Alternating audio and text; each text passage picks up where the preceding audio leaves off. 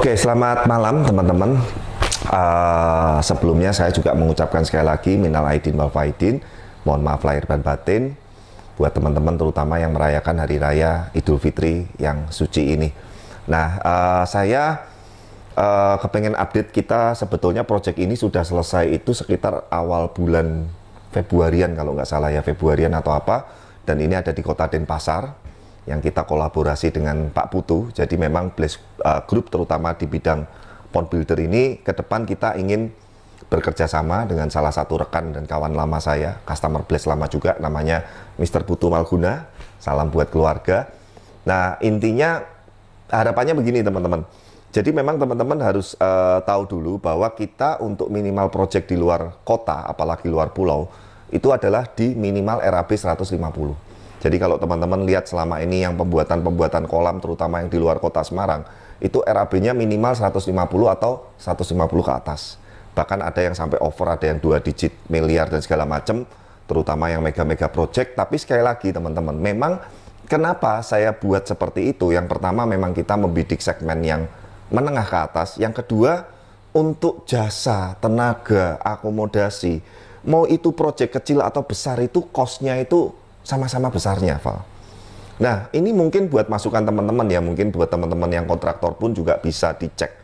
Tenaga, jasa yang profesional, yang bagus, dalam artian yang saya bisa minta dengan spek, baik itu konstruksi sipil, pemipaan, plumbing pipe, kemudian setting filtrasi, finishing kolam, terutama yang natural, itu memakan RAB sekitar 30% itu minimal.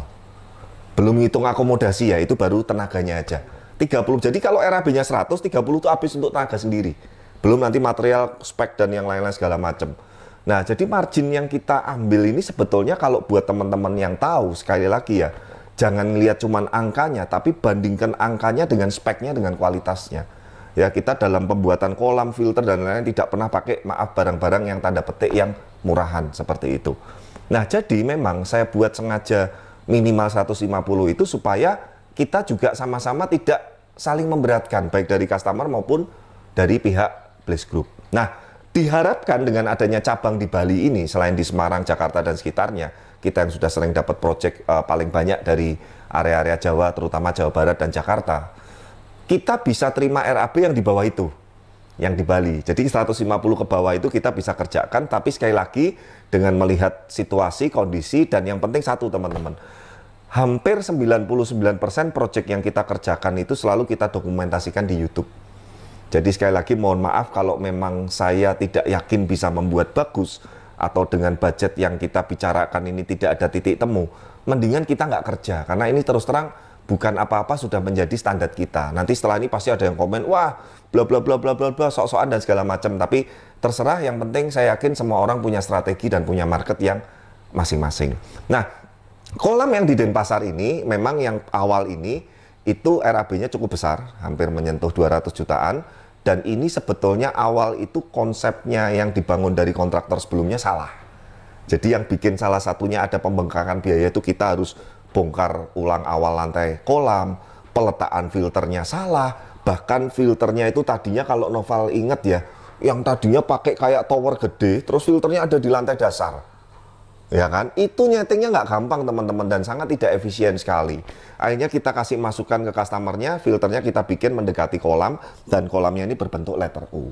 Nah, sebelum saya pengen sharing dan edukasi beberapa hal mengenai kolam-kolam, terutama hati-hati yang memang tidak berpengalaman atau tidak expert di kolam, kita saksikan dulu video awal pengerjaan, proses sampai running, di tahap running, tes running. Karena ini sekali lagi rumahnya belum selesai, mungkin pekerjaan rumah ini baru selesai sekitar akhir tahun 2025 ini, tapi nanti ada beberapa poin yang saya mau bahas, yang mengalami case seperti ini, saran saya nanti ikutin saran-saran dari kami.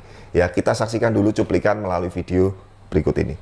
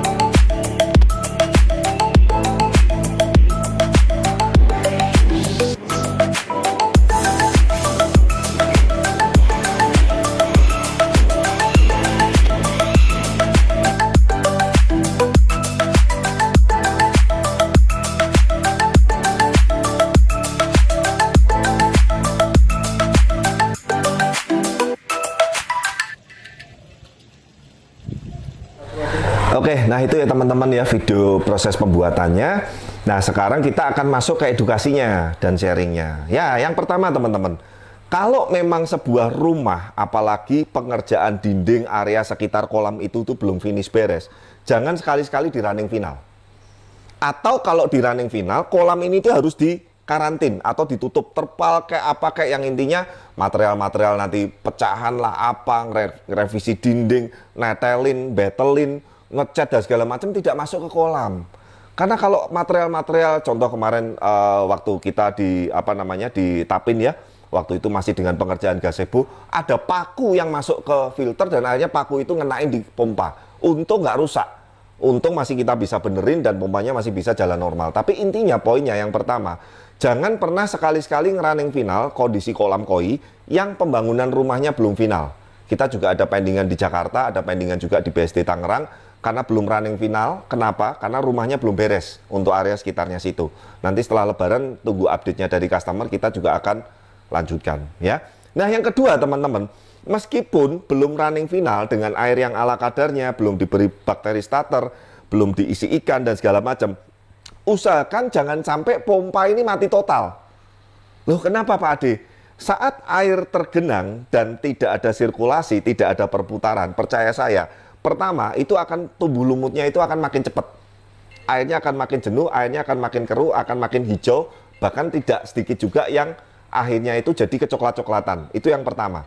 Nah, yang kedua, kalau pompa ini tidak di-running atau didiamkan total, teman-teman, media-media biologis yang punya pori-pori SSA, ya mau itu biologis dengan BioCube, dengan Ragbimayin, ataupun dengan apapun, itu akan jadi clogging. Nah, saat sudah clogging, kemudian di-running lagi, rumah bakterianya itu jadi lebih sedikit daripada yang di-running atau diputar. Nah, yang ketiga adalah untuk menghindari supaya airnya yang sudah di kolam ini jangan di running final dulu supaya tidak dua kali kerja. Kan teman-teman tahu sendiri ya, Blaze ini punya standar kalau running final, meskipun air dari perumahan atau di lokasi itu bagus, kita menggunakan air tangki gunung. Harganya lumayan nggak Val itu? Ya, lumayan. Di Denpasar sendiri 700.000 per tangki. Wow. Ya kan, kalau ini kemarin kita hitung minimal 4 tangki, berarti 700.000 kali 4 berapa? Hampir 3 juta kan? Kan sayang buang uang segitu. Wah kecil lah Pak segitu. Enggak, kalau buat saya ya sayang gitu loh. Saya udah jelaskan ke customer, nanti kalau udah mendekati finishing dan lain-lain, baru kita running final seperti itu. Nah, kurang lebih itu teman-teman yang kita kepengen berbagi di update project di Denpasar kali ini. Semoga nanti melalui video ini teman-teman bisa dapat inspirasinya. Kolamnya nanti keren nih, kalau udah rumahnya jadi, finishingnya jadi, bentuknya letter U seperti itu, koinya nanti bisa berenang seperti ini ya, di letter U seperti ini. Dan saya yakin nanti juga pasti kita akan memberikan apa ya, pilihan-pilihan ikan koi yang sesuai dengan budget dan sesuai dengan selera customer yang terbaik. Dan terima kasih juga untuk Denpasar, karena Denpasar ini saya lihat terakhir-terakhir ini cukup responnya bagus terhadap hasil-hasil karya dari Blaze. Kita udah pernah buat kolam di Personal, di Pak Putu. Kita udah pernah buat aviari gede sekali yang di Teras Ayung. Saat ini sedang proses finishing, ada kolam renang natural di Ubud. Oh, itu nanti keren banget ya. Kemudian ini yang kolam minimalis dengan letter U. Dan ada satu yang sudah deal, baru aja tadi. Sama, case-nya hampir mirip. Tapi nanti nggak akan saya bahas sekarang ya. Intinya ada proyek kelima lagi di Denpasar. Dan ada 2 orang lagi yang nanti nunggu saat saya ke sana, kepengen ngobrol-ngobrol juga, kepengen buat kolam di customer Denpasar juga. Nah, terima kasih intinya buat dukungannya. Semoga Blaze ini di kota Denpasar yang kita berkolaborasi atau kerjasama dengan rekan kita Pak Putu Palguna ini bisa lebih berkembang dan bisa memberikan karya-karya yang lebih baik ke depannya. Terima kasih sekali untuk support dan dukungannya. Yang pasti teman-teman satu, dukung terus channel kami, like, comment, subscribe Anda, supaya kami bisa terus menyajikan video-video yang bermanfaat mengenai pembuatan kolam renang, kolam koi, mega tank, aviari, dan segala macam. Dan jangan lupa dukung terus channel kami. Sampai ketemu lagi di video-video berikutnya. Bye-bye. Yes.